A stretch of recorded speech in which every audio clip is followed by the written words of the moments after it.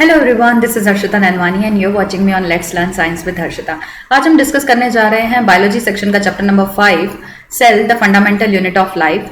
ये इस चैप्टर का सेकंड पार्ट है। फर्स्ट पार्ट अगर आपने अभी तक नहीं देखा है so please do check it out और उसका लिंक मैंने डिस्क्रिप्शन बॉक्स में दे दिया है। आज हम पार्ट 2 डिस्कस करेंगे जिसमें हम सब टॉपिक्स डिस्कस करने वाले हैं, cell theory and the types of cells. तो चलिए स्टार्ट करते हैं। Cell theory and its history. So cell theory में सबसे पहले हमने दो साइंटिस्ट की बात की थी, स्क्लेडन एंड शॉन। इन दोनों ने मिलकर सेल थ्योरी प्रपोज की थी। तो चलिए इसकी थोड़ी हिस्ट्री के बारे में जान लेते हैं। सो स्क्लेडन एक जर्मन बॉटनिस्ट थे। इन्होंने 1838 में रिसर्च की और इन्होंने काफी सारे प्लांट सेल्स को एग्जामिन किया और ये देखा कि काफी सारे सेल्स आपस में एग्रीगेट होके टिश्यूज फॉर्म करते हैं और एक कंप्लीट प्लांट बना पाते हैं।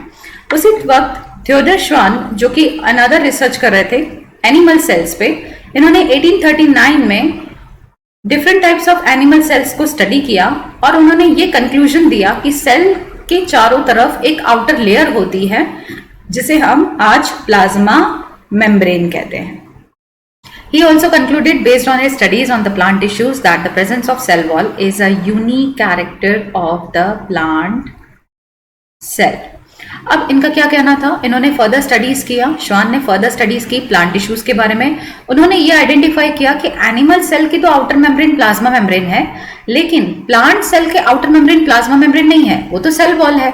इसका मतलब उन्होंने फर्दर स्टडीज और फर्दर जो हाइपोथेसिस दिया उसमें ये बताया कि एनिमल सेल में जो आउटर कवरिंग होती है वो तो प्लाज्मा मेम्ब्रेन है, लेकिन प्लांट सेल में प्लाज्मा मेम्ब्रेन के अलावा एक और कवरिंग होती है जिसे सेल वॉल कहते हैं।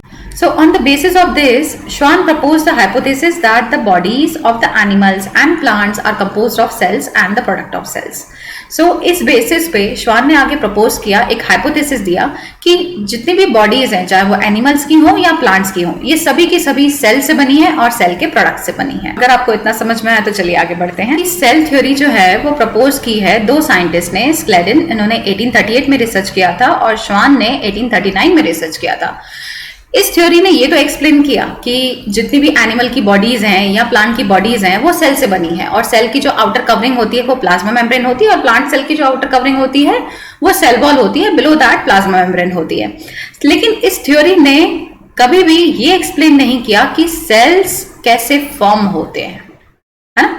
सो एक अनदर साइंटिस्ट थे जिनका नाम था रुडोल्फ वर्चॉ। 1855 में इन्होंने फर्स्ट टाइम एक्सप्लेन किया कि सेल डिवाइड होते हैं और न्यू सेल्स जो फॉर्म होते हैं वो प्री एग्जिस्टिंग सेल से ही फॉर्म होते हैं। सो यहाँ पे गिवन है Rudolf वर्चॉ in 1855 he explained that cells divided and the new cells are formed from the pre-existing cells. So जितने भी नए सेल्स बनते हैं वो प्री एग्जिस्टिंग सेल से ही बनते हैं। He further modified the hypothesis of the Scleden and Schwann to give the cell theory a final shape. So इस तरीके से रुडोल्फ वर्चॉ ने 1855 में इस सेल थ्योरी को एक्सपांड किया और इसमें एक पोस्टुलेट और भी जोड़ा जिसमें ये बताया गया कि सेल्स डिवाइड भी होते हैं और न्यू सेल्स जो फॉर्म होते हैं वो प्री एग्जिस्टिंग सेल से ही होते हैं, यानी जो नए सेल बनेंगे वो पुराने सेल से ही बनेंगे। So cell theory as understood today is, यानी आज की मॉडर्न सेल थ्योरी क्या बोलती है। सो फर्स्ट पॉइंट है, फर्स्ट पोस्टुलेट जो है सेल थ्योरी का वो है the cell is the functional unit of all living organisms. ये बात हम पहले भी पढ़ के आए हैं कि सेल अगर नहीं होगा तो लिविंग ऑर्गेनिज्म एग्जिस्ट नहीं कर पाएंगे। सो सेल क्या है, सेल फंक्शनल यूनिट है लिविंग ऑर्गेनिज्म का। नेक्स्ट आ जाते हैं सेकेंड पॉइंट पे। सेकेंड पॉइंट सेल थ्योरी का क्या बोलता है, all the living organisms are made up of cells. जितने भी लिविंग ऑर्गेनिजम्स है वो सारे के सारे किससे बने हैं, सेल से। थर्ड पॉइंट क्या कहता है, the cells are formed from the pre existing cells. ये वर्चॉ ने ऐड किया था इनके हाइपोथेसिस के अकॉर्डिंग, नए सेल्स जो भी बनेंगे वो प्री एग्जिस्टिंग सेल्स में से बनेंगे। चलिए आगे बढ़ते हैं। सो अब बारी आ जाती है सेल शेप की। The shape and size of the cells are related to specific function they perform. अब कहने का ये मतलब है कि डिफरेंट टाइप के सेल्स होते हैं, उनका शेप और साइज दोनों अलग अलग हो सकते हैं। फॉर एग्जाम्पल यहाँ पे आप देख सकते हैं some cells can change their shape. कुछ ऐसे सेल्स होते हैं जो अपना शेप बार बार बदलते रहते हैं। फॉर एग्जाम्पल अमीबा और WBC। WBC ह्यूमन ब्लड में होते हैं और अमीबा एक यूनिसेलुलर ऑर्गेनिज्म है जो अपना शेप कंटिन्यूअसली चेंज करता रहता है। एंड ह्यूमन WBC की बात करें तो ये भी अपना सेल शेप चेंज कर सकते हैं। नेक्स्ट बारी आ जाती है प्लांट्स और एनिमल्स सेल की। सो प्लांट एंड एनिमल सेल में जो शेप होता है वो ऑलमोस्ट फिक्स्ड होता है अनटिल अनलेस जब तक इसकी जरूरत ना हो। सो प्लांट सेल आप देख सकते हैं, इनका भी एक पर्टिकुलर शेप है और एनिमल सेल का भी एक पर्टिकुलर शेप है। आगे बात करते हैं। सो यहाँ आप देख सकते हैं different types of cells. First is liver cell. Liver cell को हेपेटिक सेल्स कहते हैं। फैट सेल जो लिटिल बिट राउंडेड शेप के होते हैं। स्मूथ मसल सेल्स जो कि स्पिंडल शेप के सेल्स होते हैं, जो मसल के सेल्स होते हैं स्मूथ मसल सेल्स कहते हैं, और ये स्पिंडल शेप के सेल होते हैं। आरबीसी को अगर आप देखें तो आरबीसी बाइकॉन्केव शेप के होते हैं। अमीबा जो है वो अपने आप में एक कंप्लीट ऑर्गेनिज्म है जो कि सिंगल सेल से बना हुआ है और ये सारे फिजियोलॉजिकल फंक्शंस खुद परफॉर्म करते हैं, चाहे वो क्लामेटोमोनास हो या अमीबा हो, दोनों ही सिंगल सेलुलर ऑर्गेनिज्म है और इनके एक सिंगल सेल से ही इनकी पूरी फिजियोलॉजी मेंटेन होती है। नेक्स्ट सेल की बात करें तो ये थोड़े से लॉन्ग एंड ब्रांच्ड सेल होते हैं। ये बॉडी के सबसे लॉन्गेस्ट सेल होते हैं विच इज नर्व सेल। कुछ इंपॉर्टेंट पार्ट्स की बात करते हैं, जैसे स्मॉलेस्ट सेल कौन सा है, PPLO, that is mycoplasma. Mycoplasma smallest cell है। लार्जेस्ट सेल ऑस्ट्रिच का एग होता है। ऑस्ट्रिच का एग भी अपने आप में एक कंप्लीट सेल है। Longest animal cell nerve cell को कहा जाता है। सो हम सेल को आंखों से तो नहीं देख सकते, उसे हम देखते हैं माइक्रोस्कोप के नीचे। सो सेल्स कभी भी नेकेड आई से नहीं देखे जा सकते हैं क्योंकि हम इस तरीके से सेल को ऑब्जर्व ही नहीं कर पाएंगे क्योंकि ये बहुत ही स्मॉल होते हैं। So cells can not be seen by the naked eye, so it is difficult to get an idea of their size और मेजर देम।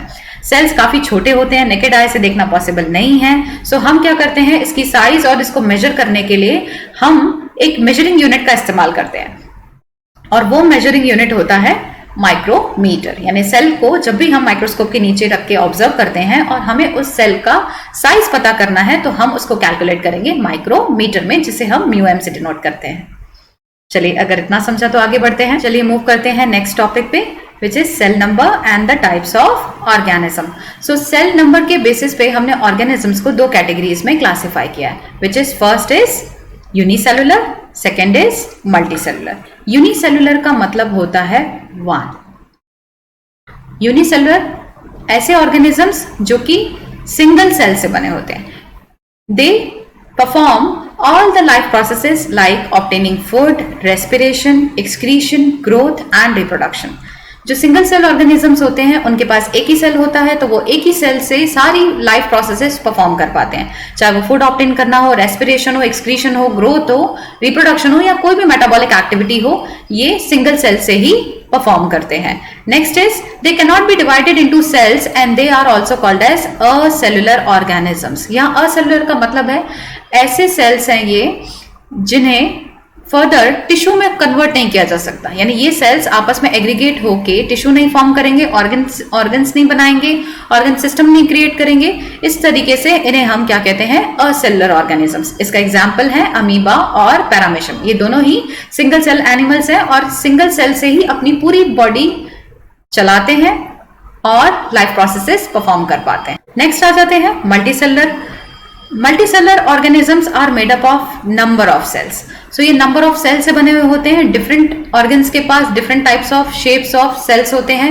ये आपस में एग्रीगेट होके टिश्यूज बनाते हैं, टिश्यूज से ऑर्गन सिस्टम बनाते हैं, ऑर्गन सिस्टम्स डिफरेंट कंबाइन होके एक कंप्लीट बॉडी का फॉर्मेशन करते हैं। So cells have similar basic structure. इनका बेसिक स्ट्रक्चर तो सिमिलर होता है। बेसिक स्ट्रक्चर मतलब इनमें साइटोप्लाज्म होता है, न्यूक्लियस होता है, डीएनए होता है, जेनेटिक मटेरियल होता है, जो भी चीजें हैं वो तो बेसिक स्ट्रक्चर तो एज इट इज रहेगा बाकी सेल्स जैसा, लेकिन इनकी जो फंक्शनिंग होती है वो ऑर्गन के हिसाब से थोड़ी थोड़ी बदलती चली जाती है। जैसे फॉर एग्जांपल कि अगर आप स्टमक के सेल्स की बात करते हैं तो स्टमक के सेल्स स्पेसिफाइड रहेंगे सिर्फ गैस्ट्रिक जूस बनाने के लिए। उसी तरीके से लीवर के सेल्स जो हैं, लीवर के सेल्स जो होंगे उन्हें हेपेटिक सेल्स कहा जाता है और ये सिर्फ स्पेसिफिक फंक्शन करेंगे which is the secretion of bile etcetera. So इस तरीके से सेल्स का बेसिक स्ट्रक्चर तो सेम होता है, क्योंकि ये अलग अलग ऑर्गन्स में हैं, सो ये डिफरेंट तरीके के फंक्शंस परफॉर्म कर पाते हैं।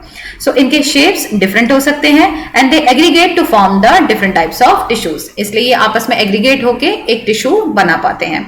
सो टिश्यूज इसी तरीके से ऑर्गन्स बनाएंगे, ऑर्गन सिस्टम क्रिएट करेंगे, ऑर्गन सिस्टम से हम डिफरेंट टाइप के फंक्शंस परफॉर्म कर पाएंगे। सो इसके बेस्ट एग्जाम्पल्स हैं प्लांट्स, एनिमल्स एंड फंजाई। सो आज के लिए बस इतना ही। नेक्स्ट वीडियो में हम डिस्कस करेंगे cell organelles. So thank you, happy learning. अगर आपको वीडियो पसंद आया है तो इसे लाइक करिए, शेयर करिए, सब्सक्राइब करिए। Thank you.